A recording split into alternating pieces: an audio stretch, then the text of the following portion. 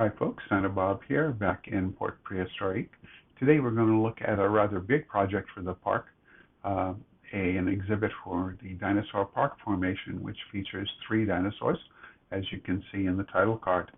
So let's get started. We're standing here near the Iguanodon Viewing Pavilion, and we're going to go across the street back to the same side that had Tyrannosaurus on it. And you can see this sign for the accessible trail, and we're going to take that up to the main viewing area. As we go up, however, we will get a place where we can look into the habitat if the animals have decided to come out to this section, which right now it doesn't look like any of them have. You can see care building in the background there, and ahead of us to the left is the main viewing area. We will be going by info signs and take the ramp up.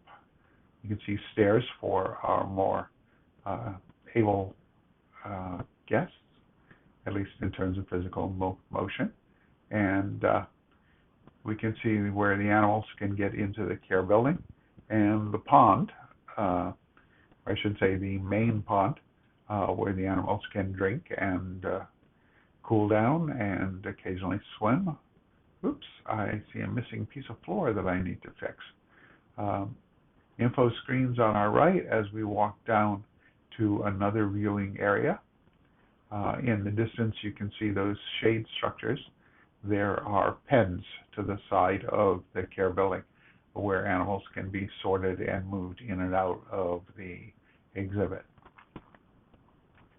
We've got a Parasaurolophus here in front of us.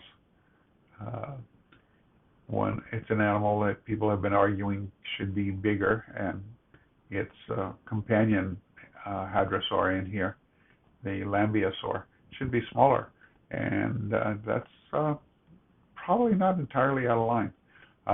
This particular skin for the Lambeosaurus is the one that's inspired by Magnopolia, a species also known as Big Paul, direct translation of that species name. And this is the far side of the exhibit. You see the secondary pond. It's quite a large exhibit to keep all of the animals happy. And they seem to be content with this much space for their various groupings. Obviously, the third animal is Styracosaurus, who was front and center on the title card. We're going to see video of all the animals in a bit. Somebody looks like he's getting ready to call. It's the Lambeosaurus. Cool. And while it's probably just coincidental, the Parasaurolophus answered. That may become an actual thing in the AI of the animals in the future. It's something the devs seem to have planned. We'll see how well and how soon that happens. So this is the backside of the viewing area. You can see the stairs up to the platform. But this is also a guest amenities area. So this large structure is serving multiple purposes. There are several kiosks and a restroom on either side, and well, not terribly elaborate or fancy, but very functional. And here's the aerial view to give you an idea of the size of this exhibit. It's clearly the largest one in the park so far. And it needs to be for those animals, but gives you an idea of where those pens I mentioned earlier are. And you can see it attaches and shares the same care building with the Tyrannosaurus habitat. So there it is. How about it? And we're on to our animal videos.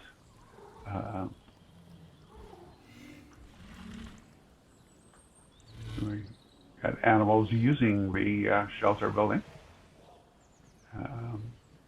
including Lambeosaurus. Looks like he's going to call again. Yeah. When he raises his head, he does go through the glass, but Oh well. Um, a lot of my Styracosaurs in this habitat have skewed to the yellow in their skin color, which is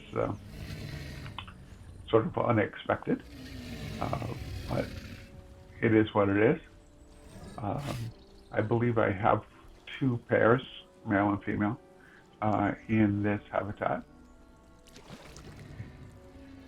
Styracosaurus, so far as is known, doesn't seem to have the really large bone beds of other ceratopsians from Dinosaur Park Formation and Alberta in general.